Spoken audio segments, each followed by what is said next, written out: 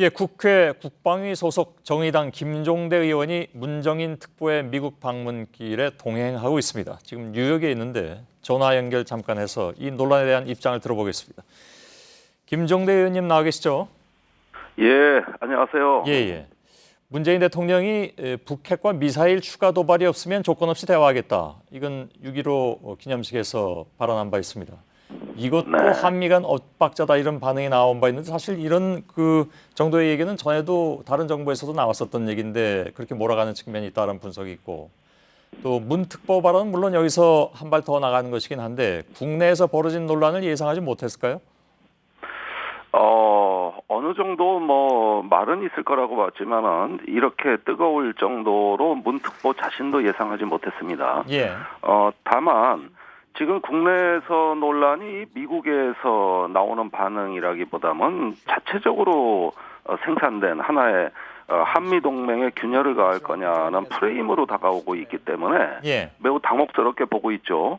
아니 북핵 문제 해결을 위해서 우리가 여러 가지 어떤 전략을 논의하고 생산적인 토론을 하는 게 아니라 아니 한국 정부가 조금 움직이고 우리가 좀 앞서 나가면 한미 동맹 깨자는 거냐 이렇게 윽박 지르듯이 예. 국내 언론에서 나오고 있는 점은 상당히 유감스럽게 생각하고 있습니다. 예.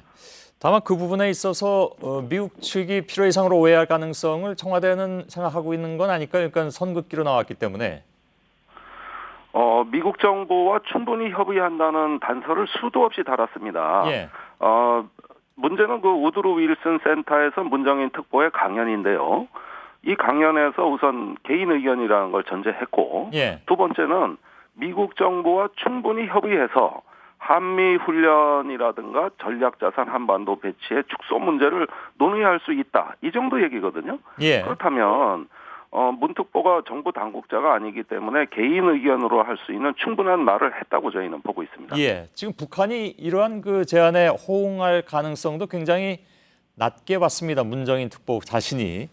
그렇다면 굳이 이제 미국 가서 그러면 그런 얘기 할 필요성은 어디에 있었느냐라는 지적도 일부에선 나옵니다. 그건 어떻게 받아들이십니까? 예, 일단 대화를 시작할 때는 상대방이 바로 반응하지 않는다고 해도 예. 하나의 어떤 방향을 일깨워주고 각성시킴으로써 대화의 필요성만 느끼게 해도 대성공이라고 생각이 됩니다. 예. 당장 북한이 호응하지 않는다고 그러셨습니다마는 이미 2015년부터 북한은 자신들의 그 핵활동 중단과 한미연합훈련 축소 문제를 연계하겠다는 발언을 이미 한 상태고 그게 북한의 안보의 관심사라면 그렇다면 한번 논의해 볼 수 있는 거 아니냐. 예. 더군다나 미국 정부하고 우리는 충분히 협의해서 나갈 거기 때문에 이 점에 대해서 북한이 관심이 없을 리는 없다고 봐요. 예. 단지 요즘 사정이 안 좋습니다. 아시다시피 미국에 억류된 대학생이 혼수 상태로 돌아와서 미국이 북한에 대한 감정이 매우 안 좋은 상태거든요. 예. 그런 점을 감안했을 때 지금 당장은 아니라 하더라도 대화의 물꼬를 적극적으로 트겠다. 이런 점은 오히려 더 많이 나와야 된다고 저는 보고 있습니다. 그러면 지금 그 다음 주에 문재인 대통령하고 트럼프 미 대통령이 만나는데 전략 무기나 예를 들면 사드를 말씀드리는 겁니다. 아니면 이제 한미 군사 훈련 축소 문제, 특히 사드 문제가 지금 대화로 그러니까 의제로 올라갈 가능성. 그동안에 이제 한미 양국 쪽에서는 이거를 공식 의제는 안 삼겠다라는 얘기가 일부 나오긴 했는데 트럼프의 특성상 이걸 얘기할 가능성도 있다.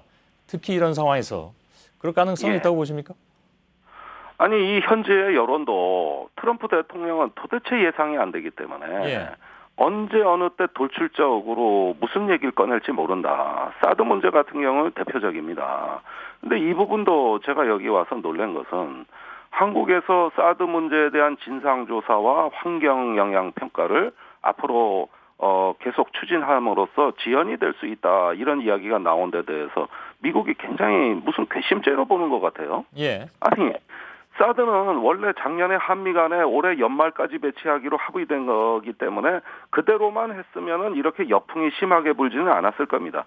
그런데 무슨 이유에선지 4월에 배치하면서 일종의 과속 사고를 낸 거예요. 예. 지금 문재인 정부는 그 사고를 수습하는 중입니다. 그렇다면 애시당초 한미에 합의된 것보다 더 스피드를 높여서 결국은 사고를 낸 사드를 이제 우리가 조사하고 수습하는데 이게 한미동맹을 깬다? 이런 점에서 미국 정부가 지금 뭔가 단단히 문재인 정부를 오해하고 있다는 점을 충분히 설명했고요. 예. 또 그런 점에서 이 사드 문제야말로 만약에 트럼프 대통령이 이야기한다면 우리는 당당하게 아니 국내에 법이 있는데 예. 어떻게 사드가 법 위에 있냐. 국내법에서 규정된 대로 민주적 절차대로 가겠다. 이 얘기는 충분히 할 수 있고 이런 이야기를 문특보가 먼저 밝힘으로써 오히려 정상 간에도 이 문제를 더 생산적으로 논의할 수 있는 계기를 포착했다. 이렇게 보고 있습니다. 예, 알겠습니다. 한미 정상회담 앞두고 그만큼 이제 의제 조율이 굉장히 중요한 사안이 됐고 혹시 그 조율된 의제 내용이 깨질 경우에 거기 어떻게 대응할 것이냐 하는 문제를 더욱더 치밀하게 준비해야 되는 그런 상황으로 가고 있는 것 같습니다. 김종대 정의당 의원이었습니다. 고맙습니다. 예, 감사합니다. 예.